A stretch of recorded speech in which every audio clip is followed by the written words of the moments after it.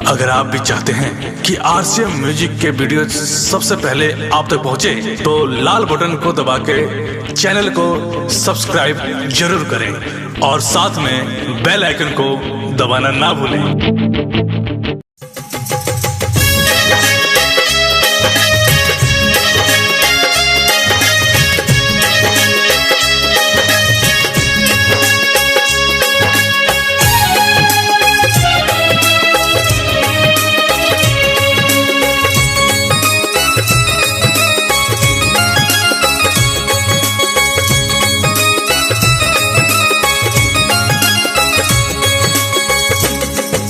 आइए मैं आपको एक कहानी सुनाने जा रही हूँ जिसमें स्वर स्मिता सिंह जी ने दिया है और ये कहानी ज्योति रघुवंशी द्वारा बताई जा रही है। आइए सुनते हैं इस कहानी को।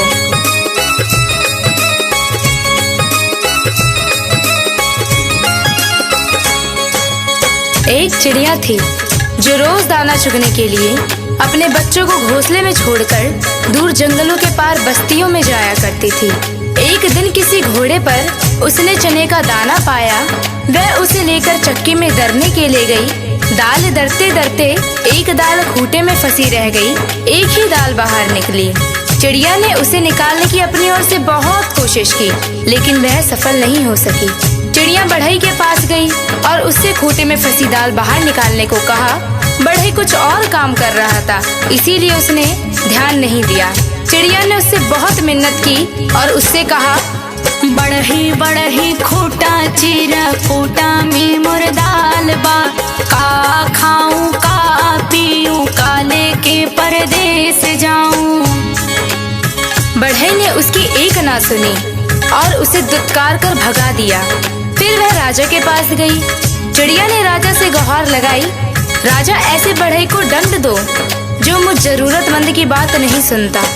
राजा राजा बढ़ही डंडो, बढ़ही न खूंटा चीरे, खूंटा में मोर दाल बा, का खाऊं का पीऊं, काले के परदेस जाऊं।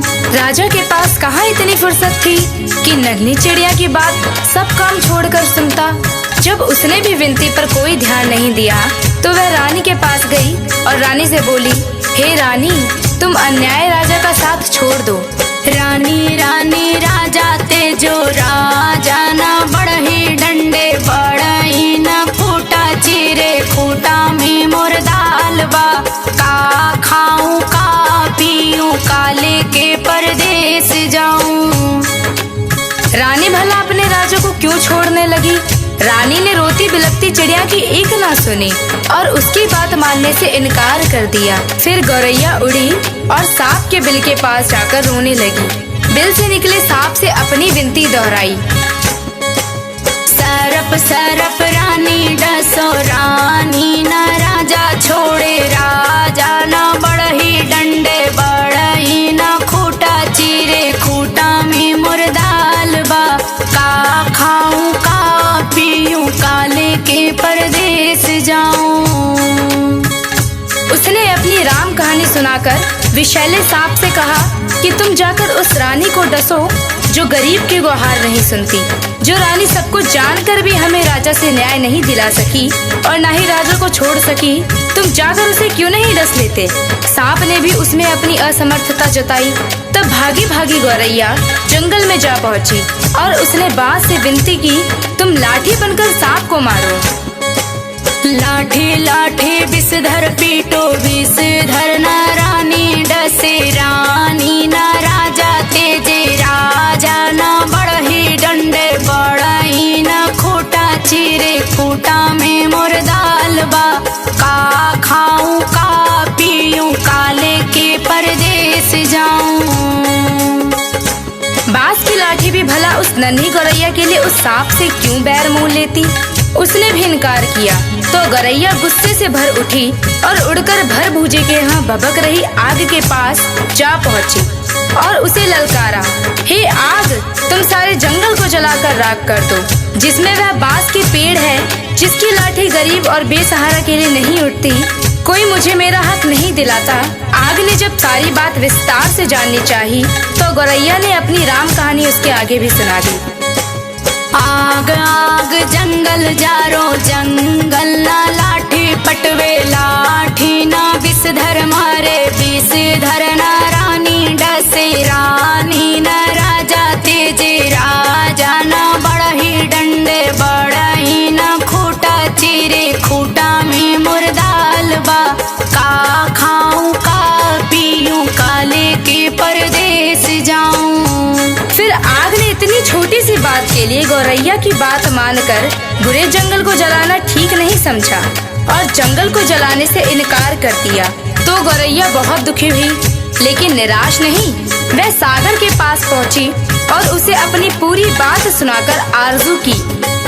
सागर सागर आग बुझाओ आग ना जंगल जा रे जंगल ना लाठी पटवे लाठी ना विषधर मारे विषधर ना रानी डसे रानी ना राजा तेज राजा ना बड़ही डंडे बड़ही ना खूटा चीर खूटा में मुर्दाल बा का खाऊं का पीऊं काले के परदेस जाऊं। विशाल सागर भला गौरैया की इस गुहार को क्यों सुनता। वह अपनी मस्ती में हंसता हुआ गुजरता रहा और गौरैया उसके किनारे अपना सिर ढूंढती रही।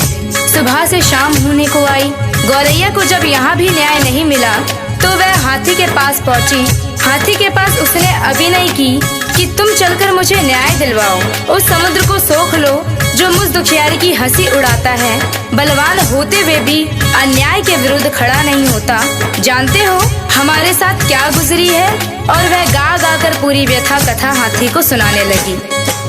हाथी हाथी सागर सोखो सागर ना आग बुझावे आग ना जंगल जा रे जंगल ना लाठी पटवे लाठी ना विषधर मारे विषधर ना रानी डसे रानी ना राजा तेजे राजा ना बड़ही डंडे बड़ही ना खूटा चीर खूटा में मुर्दाल बा का खाऊं का पीऊं काले के परदेस जाऊं।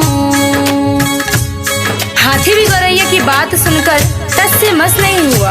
उसने भी उसका साथ नहीं दिया और उसकी बातों को हवा में उड़ाता हुआ अपने लंबे लंबे सूप जैसे कान हिलाते मस्ती में आगे निकल गया। अब नन्ही गौरैया का धीरज टूटने लगा। वह थक कर चूर हो गई थी। जहाँ की तहाँ बैठी लाचार सी होकर आंसू बहाने लगी। सारी दुनिया उसे अंधेरी दिखाई देने लगी। किस किस से उसने अपनी कहानी नहीं सुनाई, लेकिन किसी ने उसकी मदद नहीं की। बेसहारा लाचार की करुण पुकार पर कोई ध्यान नहीं देता। तभी उसके पैरों के पास एक नन्ही सी चींटी आकर उसका हाल पूछने लगी। उसने देखा नन्ही नन्ही चींटियों की एक लंबी कतार एक के पीछे एक बहुत ही अनुशासित ढंग से चली आ रही है। उसने ध्यान से देखा उनका अद्भुत संगठन और अथक परिश्रम। वे बड़ी फुर्ती तत्परता और सुनियोजित ढंग से अपना काम मिलजुल कर किए जा रही थी। चींटियों ने आकर उसे घेर लिया और गौरैया से पूरा वृत्तांत सुना। सुनकर सहानुभूति के साथ बोली, बहन, इस दुनिया में रोने गिड़गिड़ाने से काम नहीं चलता और ना ही बैठकर आंसू बहाने से कुछ होता है। हिम्मत हार कर बैठना तो कायरता है। चलो चलो हमारे साथ, हम न्याय दिलाएंगे, कोई रास्ता निकालेंगे। चलते चलते चिड़िया यह सोचती रही कि भला ये नन्ही नन्ही चींटियां मेरी क्या मदद करेंगी, जबकि बड़ों बड़ों ने मुझसे मुंह मोड़ लिया और मेरे किसी काम ना आए। खैर चलो देखते हैं, कोई तो मेरी मदद के लिए आगे आया है। चींटी बहना हमारा साथ देने चली है तो उसकी फौज भी तो है उसके पीछे। फिर घबराना क्या, देखते हैं क्या होता है। गौरैया सोचती चली जा रही थी। तभी चींटियों ने उससे कहा कि तुम किसी पास के डाल पर थोड़ी देर बैठ जाओ और देखो मैं क्या करती हूँ। कैसे पहाड़ जैसा हाथी मेरे इशारे पर नाचने लगता है और तुम्हारे काम के लिए दौड़ा दौड़ा समुद्र के पास जाता है। हिम्मत हारने से कुछ नहीं होता, मिलजुल कर जुगत लगाने से ही समस्याओं के समाधान का रास्ता निकलता है। गौरैया फिर से पास के पेड़ के डाल पर जा बैठी और चकित होकर चींटियों की असंभव सी लगने वाली बातों को कारगरों से अपनी आंखों के सामने देखती रही। चींटी धीरे धीरे हाथी के पैर से सरककर उसके कान तक जा पहुंची।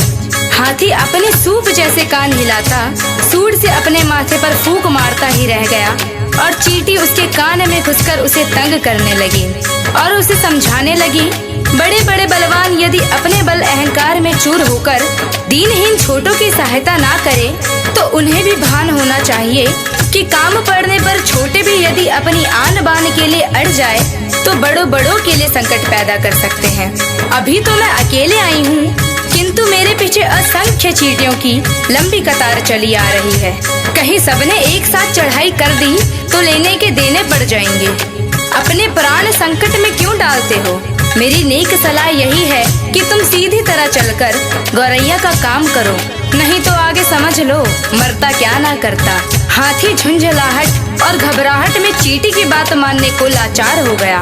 वह यह कहते हुए गौरैया के काम के लिए सागर को सोखने को तैयार हो गया।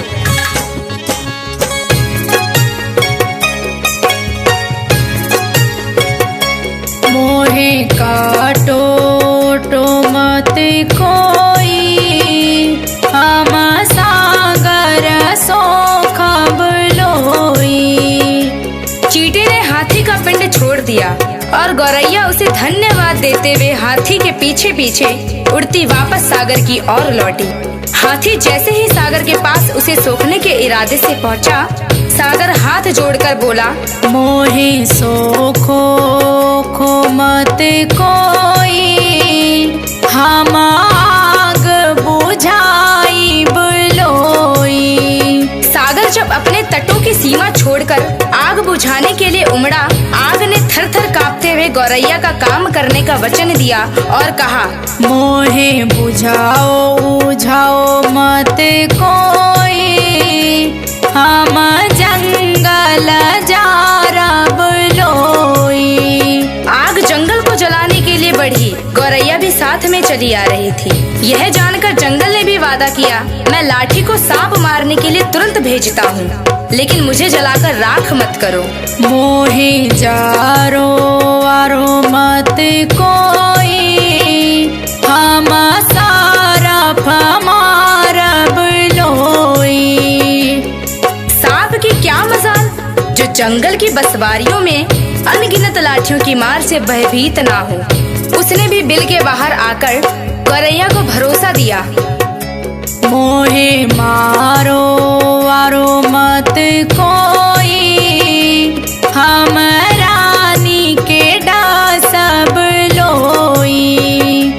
रानी ने जब सांप को महल में आते देखा और उसके साथ गौरैया को आते देखा तो वह पूरी बात का अनुमान कर पसीने पसीने हो गई। उसने हाथ जोड़कर विनती की, मोहे डसो सो मत कोई, हम राजा के तेजब लोई। रानी के उस वचन के बाद भला राजा क्यों अपने हट पर टिकता? उसे तो गौरैया की धीरज, अथक परिश्रम और सूझबूझ का समाचार मिल चुका था।